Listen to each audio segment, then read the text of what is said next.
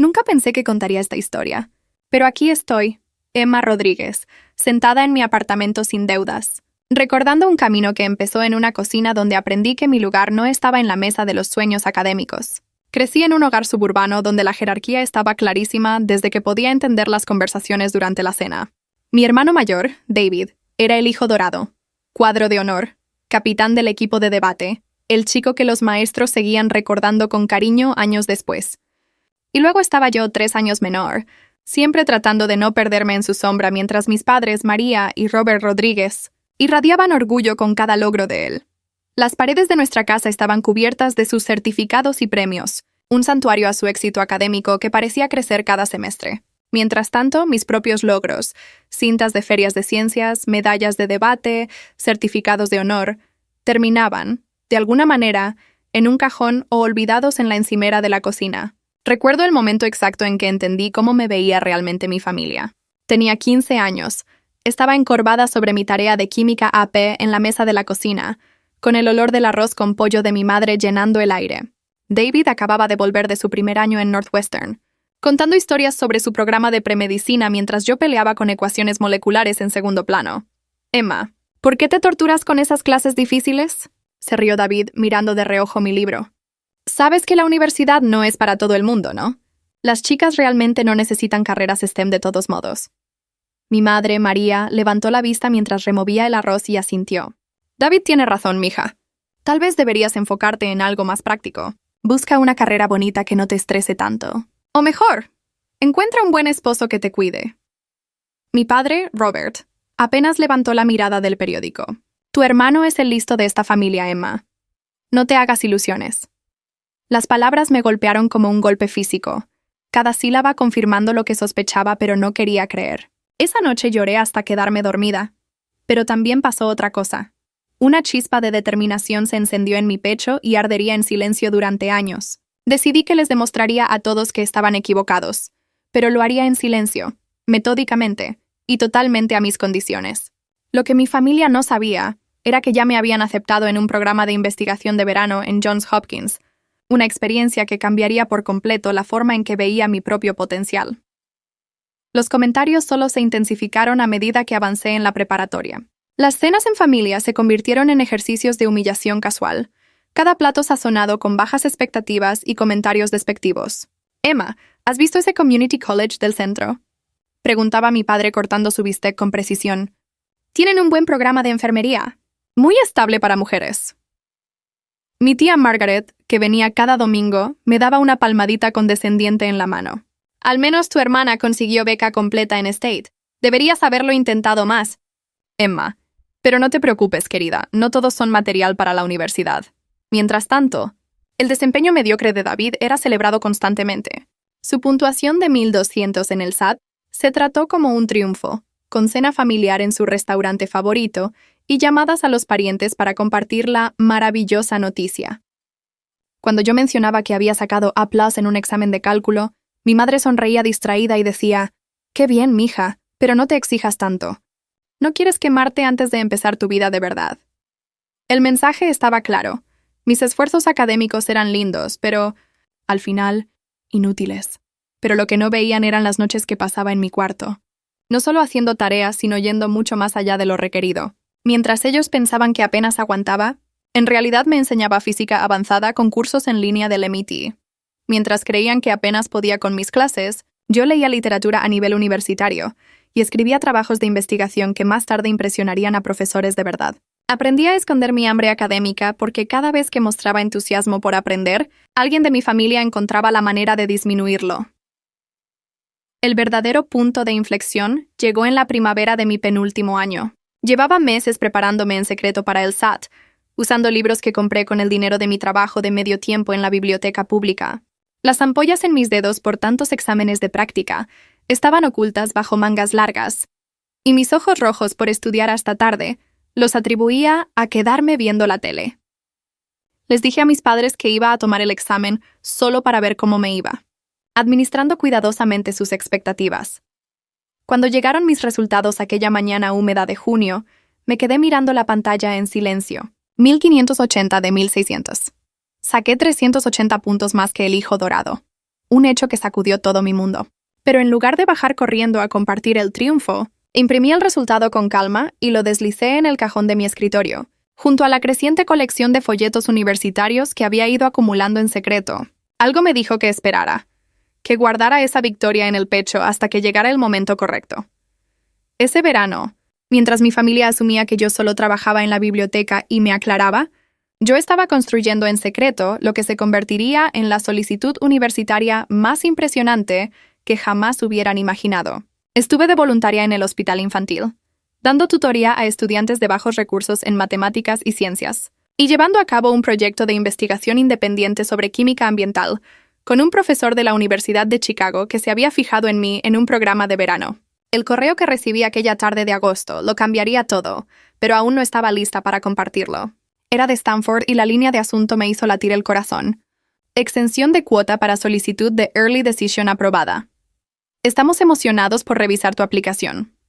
El último año empezó con la misma dinámica de siempre, pero ahora llevaba un secreto que era como llevar fuego en el pecho. David estaba batallando en su penúltimo año en Northwestern. Sus notas habían bajado a un GPA de 2.8 y los sueños de premedicina se veían cada vez menos realistas. Mis padres estaban estresados por su futuro y por los costos crecientes de su educación, pero aún encontraban tiempo para recordarme mi lugar en la jerarquía familiar. Emma, estuve pensando, dijo mi madre una noche de octubre mientras recogíamos los platos, la rutina familiar de mis manos en el agua jabonosa mientras ella secaba. A lo mejor la universidad no es lo tuyo. Podrías aprender un oficio, empezar a trabajar después de graduarte. Tu prima Jessica gana buen dinero como higienista dental y solo necesitó 2 años de estudio. Mi padre asintió desde su sillón, sin molestarse en mirar la televisión para hablarme. Tu madre tiene razón, mija. ¿Para qué meterte en el estrés y la deuda de una universidad de 4 años? No eres como David. Tú tienes que trabajar mucho más para sacar notas promedio. Si supieran que mis notas promedio eran un GPA ponderado de 4.7, tercera de 847 estudiantes. Pero ya había aprendido a falsificar sus firmas en las boletas y manejar todas las comunicaciones escolares por mi cuenta. La temporada de aplicaciones fue surrealista. Mientras mis compañeros se estresaban abiertamente con sus solicitudes, yo manejaba una campaña secreta que impresionaría a cualquier consultor de admisiones. Apliqué a 12 escuelas: Stanford, MIT, Yale, Princeton, Johns Hopkins, Northwestern University of Chicago, Harvard, Columbia, Brown, Duke y Vanderbilt. Cada solicitud estaba meticulosamente elaborada, resaltando aspectos distintos de mis logros académicos y extracurriculares que mi familia desconocía. Diciembre trajo la primera ola de resultados, y casi no pude concentrarme en clases el día que debía llegar la decisión de Stanford. Corrí a casa y me encerré, con las manos temblorosas mientras entraba al portal. ¡Felicidades, Emma! Nos complace informarte que has sido admitida a la clase de 2028 de Stanford University. Pero no era solo una admisión. También me habían otorgado la President's Scholarship, una beca completa por mérito valorada en $280,000 durante 4 años, que cubría matrícula, vivienda, comedor, libros e incluso un estipendio personal. Tuve que leerlo 3 veces para que se asentara. Luego imprimí la carta de aceptación y el premio de beca con el cuidado reverente de quien maneja manuscritos antiguos, y los puse en mi carpeta secreta. Abajo escuchaba a mis padres al teléfono, con David discutiendo sus problemas con química orgánica y su preocupación por su GPA en caída. La primavera trajo una avalancha de aceptaciones y ofertas que tuve que esconder como contrabando. El MIT me aceptó con una beca por mérito de $180,000. Yale me ofreció un lugar en su programa de honores con una beca renovable de $125,000. La carta de aceptación de Princeton venía con una nota personal del decano de admisiones, elogiando mi propuesta de investigación e invitándome a su vía acelerada hacia el doctorado. Cada admisión se sentía como una pequeña victoria contra cada persona que había dudado de mí, pero el momento más satisfactorio llegó cuando recibí una llamada de la National Merit Scholarship Corporation. Estaba en mi cuarto, supuestamente haciendo tarea, cuando sonó el teléfono. «Felicidades, Emma», dijo la voz. «Has sido nombrada National Merit Scholar, una de solo 2.500 estudiantes en todo el país en recibir este honor». La beca en sí era de $2.500, pero el reconocimiento lo era todo. Por primera vez en mi vida, me sentí verdaderamente orgullosa de mis logros, validada por una organización que no tenía idea de las bajas expectativas de mi familia. Pero lo que mi familia no sabía era que ya me habían aceptado en Stanford, MIT, Yale, Princeton, Johns Hopkins y Northwestern, con ofertas que sumaban más de $400,000. Mantuve esas victorias escondidas bajo el falso fondo de mi cajón, junto a libros con portadas aburridas que ocultaban los folletos brillantes de universidades prestigiosas. Lo que no sabían era que el folleto del Community College que sostenía, durante una de sus charlas, en realidad tapaba mi carta de aceptación del MIT, que había recibido esa misma mañana. El punto de quiebre llegó en abril, durante lo que debió ser una celebración por mi próxima graduación. En lugar de eso, se convirtió en la reunión familiar más dolorosa de mi vida. Mis padres me llamaron al salón, con rostros serios que me encogieron el estómago. «Emma, tenemos que hablar», empezó mi padre, en un tono más grave de lo que le había escuchado. «Hemos estado pensando en tus planes después de graduarte, y hemos tomado una decisión que creemos que es lo mejor para toda la familia». Mi madre intervino, suave pero firme, como antesala de malas noticias. «Mija, creemos que lo mejor es que te tomes un año sabático. Quizá trabajes a tiempo completo, nos ayudes económicamente mientras David termina la escuela. La universidad es carísima, y la verdad, no estamos seguros de que sea la mejor inversión para ti». Las palabras fueron agua helada en mis venas, pero mi padre no había terminado. «Hemos decidido usar el dinero que habíamos ahorrado para tu fondo universitario para ayudar a David con sus préstamos estudiantiles. Está batallando académicamente y necesita nuestro apoyo para retomar el rumbo. ¿Entiendes? Está tan cerca de ser doctor, y su educación es una inversión familiar». Mi madre asintió, como si tuviera todo el sentido. «Eres lista a tu manera, Emma, pero no eres material de universidad como David. No pasa nada.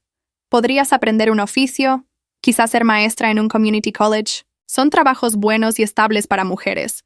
Las chicas no necesitan títulos como los chicos». Esa noche tomé una decisión que lo cambiaría todo. Se acabó esconderme.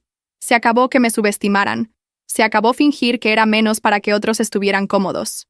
Cuando mi madre encontró la carta en mi cuarto a la mañana siguiente, había dejado a propósito una esquina de Princeton a la vista, supe que había llegado el momento. La confrontación sucedió en el brunch del domingo, una tradición familiar, que solía incluir los famosos panqueques de mi madre y las quejas recientes de David sobre sus profesores. Estaba toda la familia extendida: mis padres, David, la tía Margaret y mi prima Amanda. La cocina olía a jarabe de maple y café, pero el ambiente estaba cargado de expectativas no dichas sobre mi futuro. «¿Qué es esto?», exigió mi madre, agitando la esquina del papel con el membrete de Princeton que había encontrado. «¿Estás jugando a fingir con solicitudes universitarias? Emma, te vas a hacer quedar en ridículo. No te hagas ilusiones». David alzó la mirada del teléfono, con media sonrisa. «¿En serio, Emma? ¿Princeton? No seas ridícula. Sabes que eso no es realista para alguien como tú». La tía Margaret negó con la cabeza con falsa tristeza. «Emma, querida, tienes sueños tan grandes para una mente tan pequeña. Tu hermano es el erudito de esta familia. Tú deberías enfocarte en encontrar un buen esposo en lugar de estas fantasías». Las palabras flotaron en el aire como humo, cada insulto confirmando su completa incapacidad de verme tal como era. Pero en lugar de enojo, sentí una calma profunda, la misma fuerza silenciosa que me había sostenido durante años de estudio a medianoche y logros en secreto.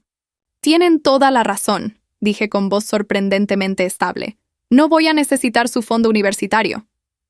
Todos me miraron con sorpresa, probablemente esperando lágrimas o gritos. En cambio, me disculpé. Fui a mi cuarto y regresé con una carpeta manila que contenía mi futuro cuidadosamente organizado. Fui colocando los documentos sobre la mesa uno por uno, como cartas en un juego que había estado ganando en secreto durante años.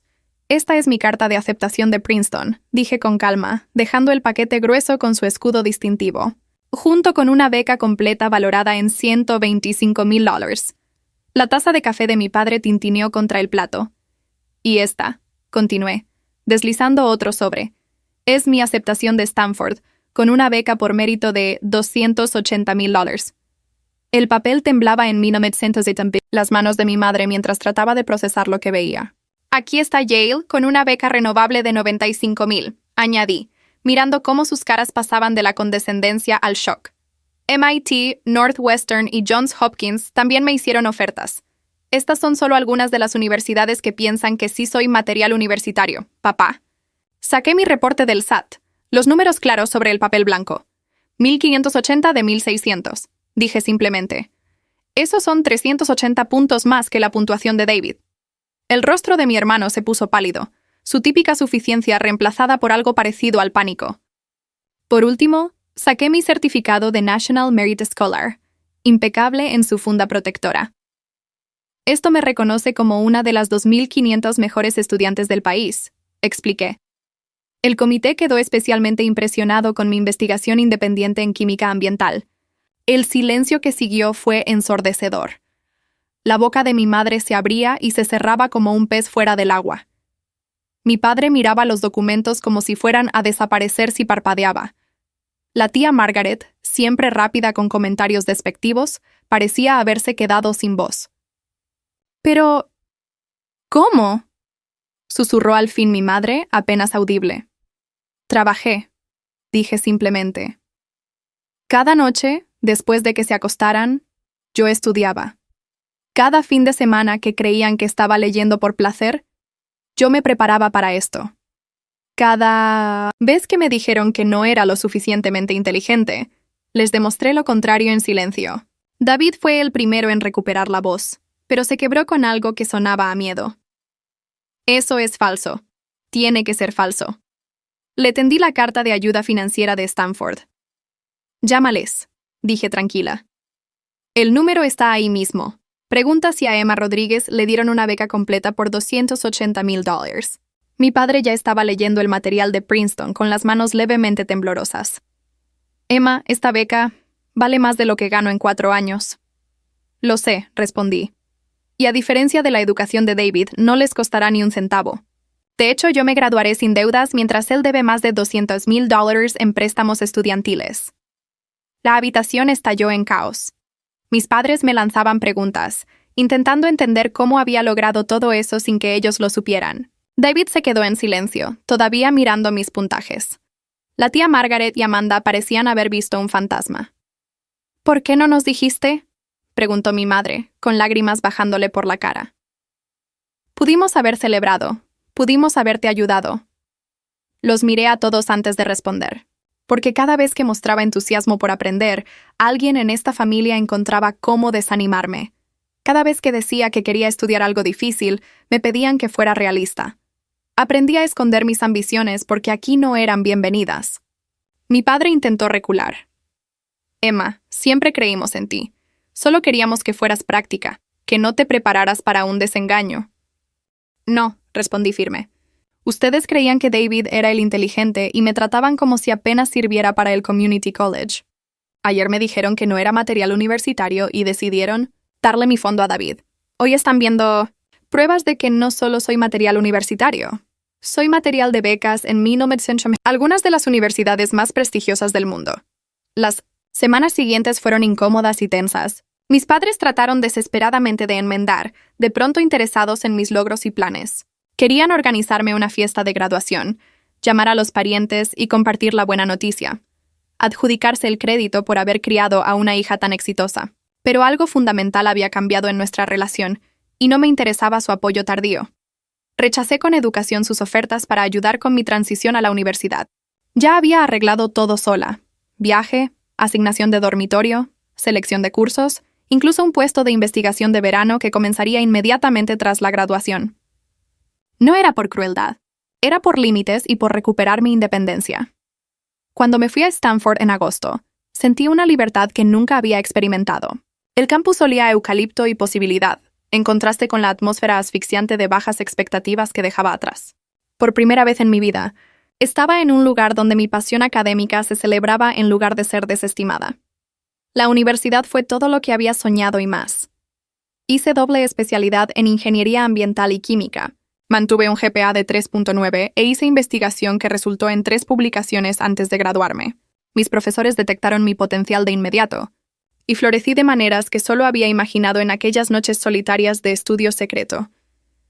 Me eligieron para Phi Beta Kappa en mi 3er año, un honor que me hizo llorar en silencio en el baño antes de entrar a la ceremonia con un vestido blanco y tacones prestados. La cinta del honor pesaba más de lo que parecía, y cuando dijeron mi nombre sentí que algo dentro de mí se erguía más alto que nunca. En una ceremonia de becas esa primavera, me otorgaron además una beca nacional de $150,000, sumándose a lo que ya tenía.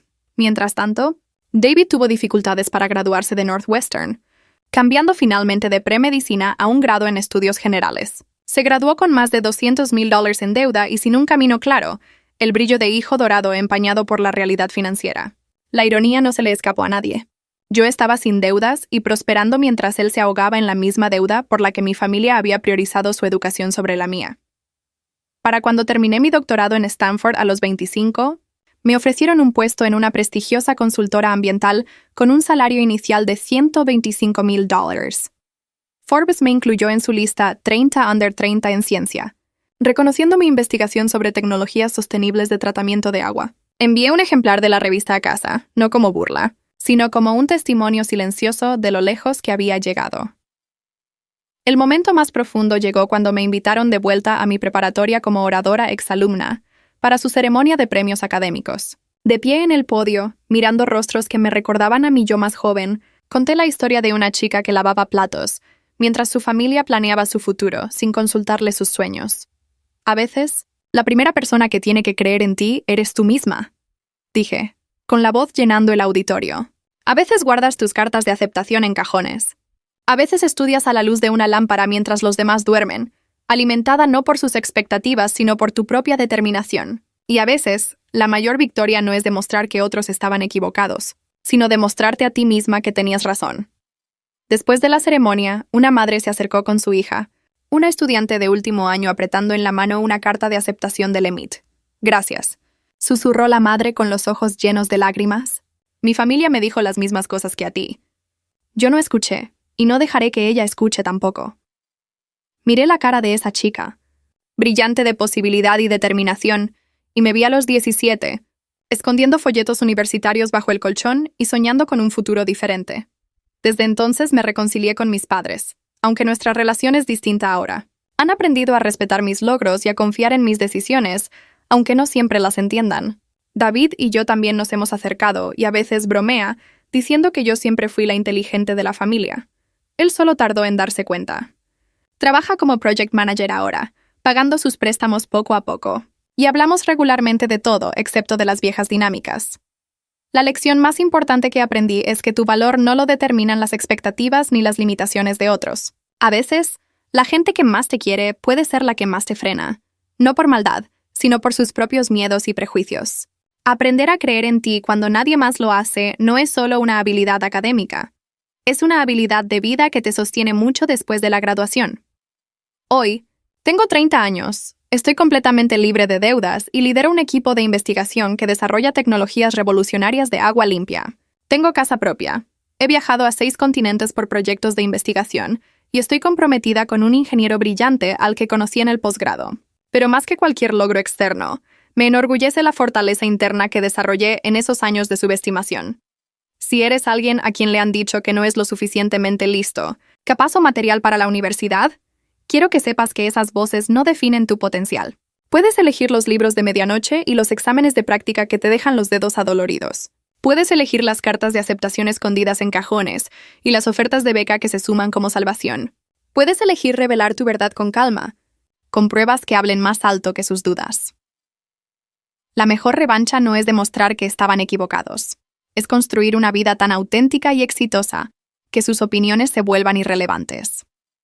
Es cruzar un escenario de graduación sin deudas, con la satisfacción silenciosa de saber que lo hiciste a tus propios términos. Es la paz de ya no necesitar su validación porque aprendiste a validarte a ti misma.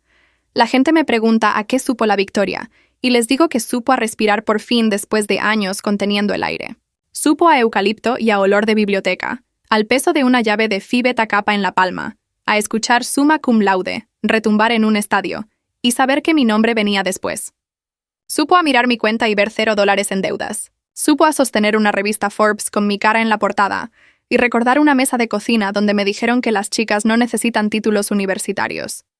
Sobre todo, supo a convertirme en la persona que siempre supe que podía ser, a pesar de todas las voces que decían lo contrario.